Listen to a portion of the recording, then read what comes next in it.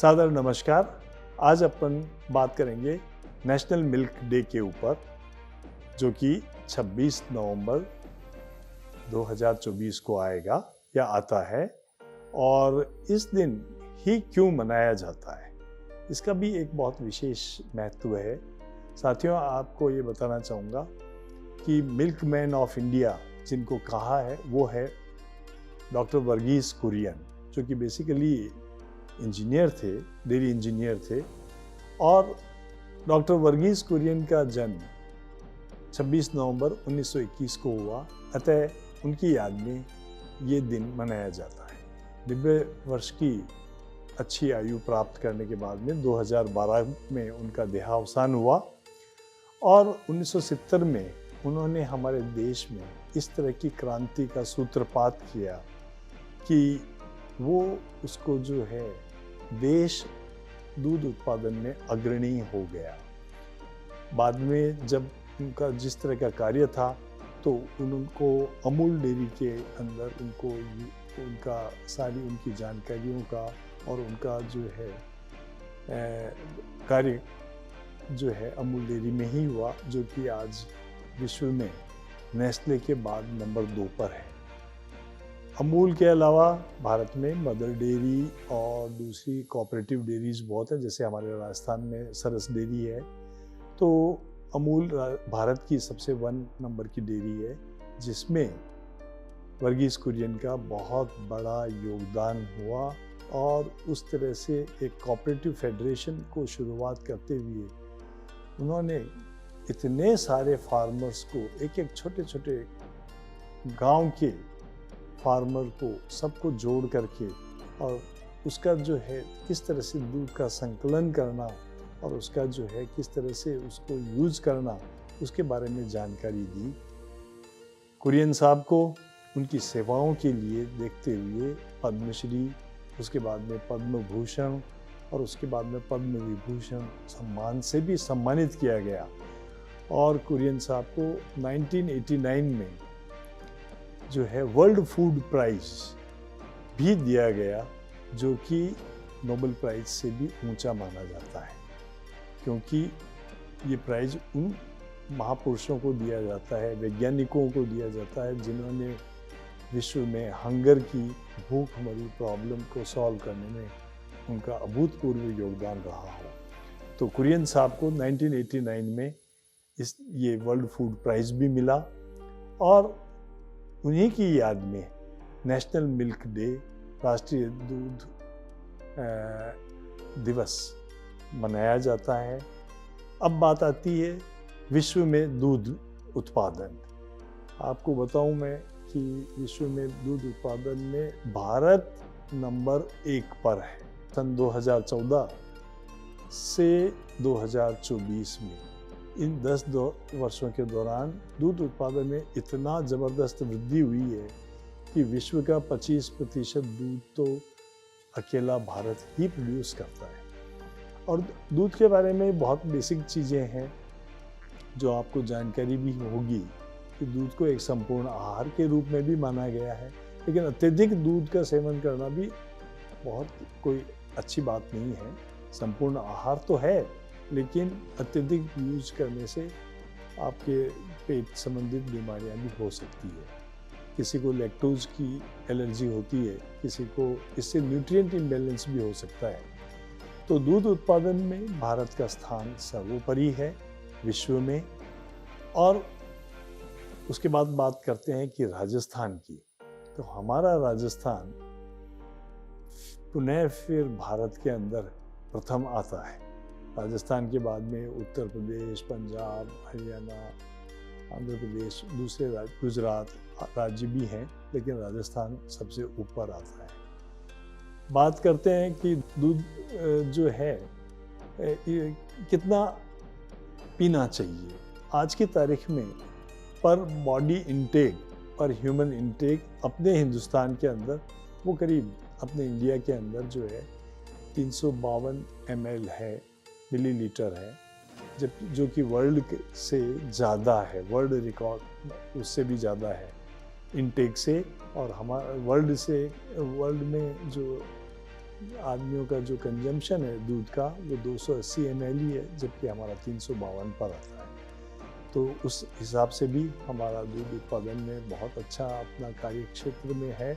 और इसका कारण ये है कि हमारे पास पर्याप्त संख्या में पशुओं की संख्या, हमारा देश विश्व में पशु संख्या के आधार पर पुनः प्रथम है, इसलिए हमारे पास दूध भी अधिक है और इसकी वजह से अवेलेबिलिटी भी पूरी है। और डेयरी के दूध का कंजम्पशन होने के बाद में डेयरी उत्पाद जैसे कि पनीर है, योगर्ट है, दही है, घी है, मक्खन है या आइसक्रीम है, ये सभी उत्पादन, चीज़ है, ये सभी उत्पादन भी अब हमारे यहाँ काफ़ी तादाद में बनने लग गए हैं और इनका हम बहुत लार्ज स्केल पे एक्सपोर्ट भी करते हैं। तो India is known for milk production and dairy products. तो इसी बात में अब जब सरकार ने रियलाइज किया अभी तो 2 महीने पहले ही, 2-3 महीने पहले ही second white revolution of India के लिए एक वापस शुरुआत हुई है कि दूध में सफ़ेद क्रांति, पुनः द्वितीय क्रांति आए और उससे जो है उसमें हम इसके बाई प्रोडक्ट्स को बढ़ाने में, बाई प्रोडक्ट्स का उत्पादन करने में, उनका जो है निर्यात करने के लिए हम पूरे प्रयास करें, पास्चुराइजेशन करें। आपने देखा होगा अमूल का दूध हर जगह, चाहे वो दिल्ली हो या हिमाचल हो, चाहे उदयपुर हो, चाहे वो भोपाल हो, सब जगह पहुंच रहा है। तो पास्चुराइजेशन की क्रिया एक ऐसी है कि जिसमें उसको लंबे समय तक दूध को स्टोर किया जा सकता है, उसके अंदर बैक्टीरिया जनित कोई भी इस तरह के पदार्थ डेवलप नहीं हो। तो उसमें सबसे ज़्यादा उसी समय दूध को बहुत हाई टेम्परेचर पर 70 से 71 डिग्री पे गर्म किया जाता है और उसको कुछ ही सेकेंड्स में उसका टेम्परेचर वापस 10 डिग्री पे लाया जाता है। तो उसमें सभी जो उसको ख़राब करने वाले जो कीटाणु और बैक्टीरियाज होते हैं वो सब खत्म हो जाते हैं और एक दूध, और उससे जो है दूध की क्वालिटी पर कोई फ़र्क नहीं आता है।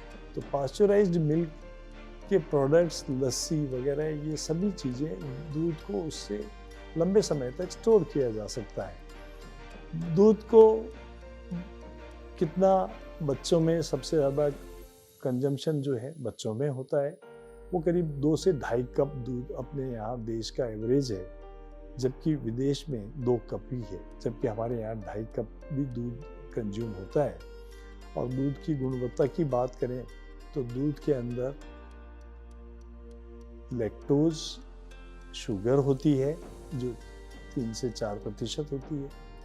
इसके अलावा दूध के अंदर करीब 85 to 87% जो है वो पानी ही होता है। दूध के अंदर करीब 4 से 4.5% प्रोटीन होता है। दूध के अंदर हम बात करें कि प्रोटीन के अलावा बहुत सारी दूसरी चीज़ें भी है जो कि विटामिन डी है, कैल्शियम है, लेकिन उनकी जो मात्रा है वो सबसे कम होती है। और दूध का जो टेस्ट जो बनता है वो वसा से, फैट से बनता है। तो अगर गाय के दूध की बात करें तो गाय के दूध में 3 से 3.5% वसा होती है, फैट होती है। भैंस के दूध में 4.5 से 5.5% तक वसा होती है। तो अब नई नई किस्में आ गई है मवेशियों की, और इसमें जो है सभी तरह के एनिमल्स का दूध की जो टोटल प्रोडक्शन है वो तो वो है, लेकिन देश में अभी भी सबसे ज़्यादा प्रोडक्शन जो दूध का है वो गाय से होता है, उसके बाद भैंस, बकरी, फिर भेड़ और ऊँट। तो इनके जो भेड़, बकरी, ऊँट के जो दूध हैं वो उनका मेडिसिनल यूज़ भी है, क्योंकि वो विभिन्न तरह की वनस्पतियाँ खाते हैं और ऊँट के दूध में तो बहुत सारी चीज़ें और भी क्वालिटीज़ होती हैं जो बहुत ही मेडिसिनल यूज है, जिसका औषधीय गुण भी होते हैं। और अब आजकल इनकी टॉफ़ी वगैरह ये भी बनने लगी है। गाय की बात करें तो गाय की हमारे देश में जब से अपन देख रहे हैं कि गायों की संख्या में वृद्धि हो रही है, फीमेल काउस की संख्या बढ़ रही है, ऐसे ही फीमेल बफेलोज़ की भी संख्या बढ़ रही है, मेल की कम होती जा रही है।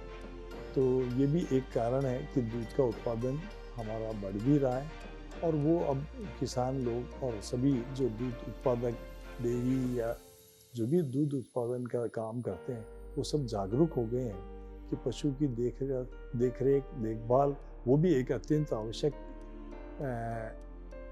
कार्यक्रम है। तो उसमें भी वो सब अपना आजकल नई तरह के आहार रख रखाव के बारे में भी जानकारियाँ दी जा रही है ताकि दूध उत्पादन बढ़े। और द्वितीय क्रांति में इन सभी बातों का ध्यान रखा जाएगा और रखना शुरू हो गया है। और ख़ास तौर से वैल्यू एडेड प्रोडक्ट्स जो पूर्ण जो प्रोडक्ट्स बन रहे हैं उनका और देरी से, जैसे रसगुल्ला, राजस्थान में इतना पैदा दूध होता है बीकानेर साइड में, तो रसगुल्ला उत्पादन, तो बीकानेर के रसगुल्ले पूरे देश में भेजे जाते हैं। तो इसी तरह से पनीर है और बहुत सारी चीज़ें जो है अब नए प्रोडक्ट्स दूध के बनने लगे हैं। और दूध का पाउडर भी आपने सुना होगा कि दूध का पाउडर भी आता है। तो लेकिन उसके अंदर उसको दूध को करीब 10 किलो दूध से 1 किलो पाउडर बनता है। पर अगर दूध खराब होने लगे तो उसके पहले उसको परिवर्तित करके पाउडर में काम में ले लें तो उसका टोटल में जो है इनकम या उसकी कॉस्ट जो है उनको सबको मिल जाती है। अगले वीडियो में मैं आपको देश में पाई जाने वाली विभिन्न दूध देने वाली जानवरों की नस्लों के बारे में बताऊंगा।